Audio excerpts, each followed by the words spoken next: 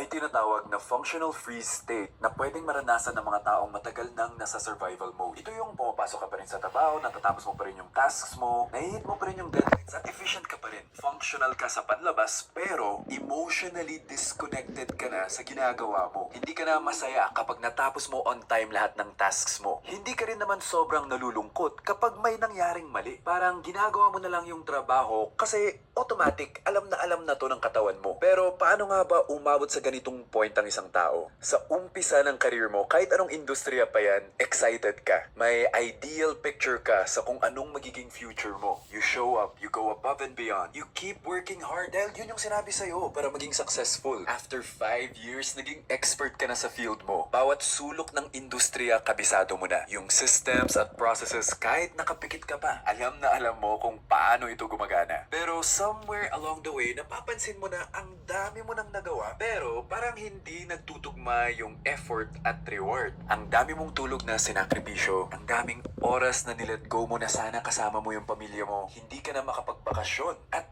kahit na nasa bakasyon ka, parang connected pa rin yung utak mo sa trabaho. On call ka pa rin, nagche-check pa rin ng messages. Iniisip mo pa rin kung ano yung problema na madadatnan mo pagbalik mo sa trabaho mo. Ginawa mo ito ng ilang taon hanggang sa nasanay na lang yung katawan mo na laging naka-alert at laging may kailangang tapusin. Ang problema, pakiramdam mo na parang wala ka ng practical choice. Hindi mo kayang labanan ng sistema kasi alam mong matagal nang ganito ang industriya. Hindi rin pwedeng basta ka na lang umalis kasi may mga taong umaasa sa'yo. Kaya yung nagiging conversation mo sa utak mo, wala rin naman mangyayari pag nilabanan ko to. Pinagdaanan naman to ng lahat. Hindi rin naman ako pwedeng mag-resign. May mga taong umaasa sa akin. Hindi practical lumaban, hindi rin practical umalis. So when both fight and flight feel unavailable, maaaring pumasok yung katawan mo sa isang functional form of freeze bilang protective mechanism from your stressful environment. Unti-unting hinihinaan ng katawan mo yung response ng nervous system mo, yung emotional response mo sa trabaho mo. Nawala na yung dati na sobrang na-excite pag may recognition, di mo na rin masyadong dinidibdib pag pinagalitan ka ng superior mo. Basically, naka-autopilot ka na. Alam na alam pa rin ng katawan mo kung paano magtrabaho pero yung emotions mo naka-mute na siya. Ito yung nararanasan ng ibang tao na matagal nang nasa survival mode. Pagod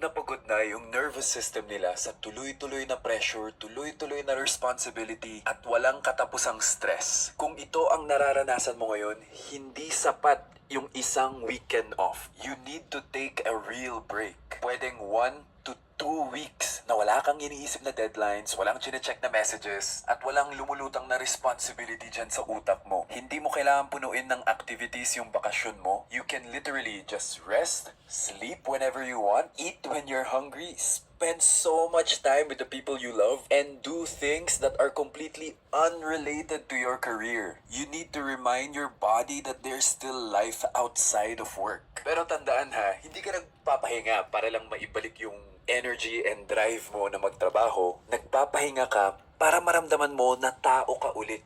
Hindi lang tao na magaling magtrabaho.